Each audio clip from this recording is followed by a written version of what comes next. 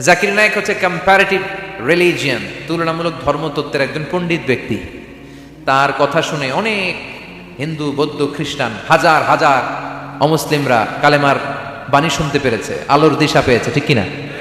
হাজার হাজার লোককে মুসলমান বানাইছে উনি। আপনি বানাইছেন কয়জন রে?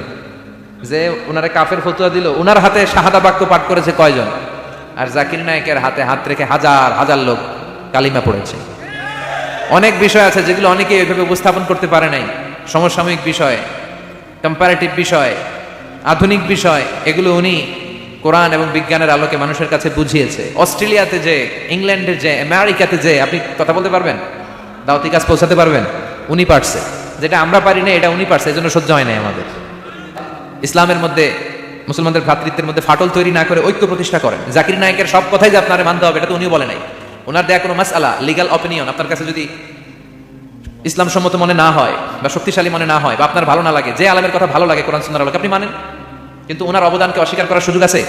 গোটা বিশ্বব্যাপী ওনার জয়গান, গোটা বিশ্বব্যাপী আল্লাহ ওনার সম্মান মর্যাদা দিয়েছে। আপনি কি করবেন নিয়ে?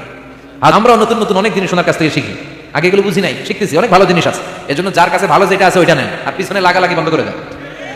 এই হিংসা, এই প্রতিহিংসা পরায়ণতায় জেলাসি আমাদেরকে শেষ করে দিল। আমরা যে ভাই ভাই, মুসলমান যে ভাই ভাই, এই শিক্ষাটাই আমাদের মধ্যে নাই।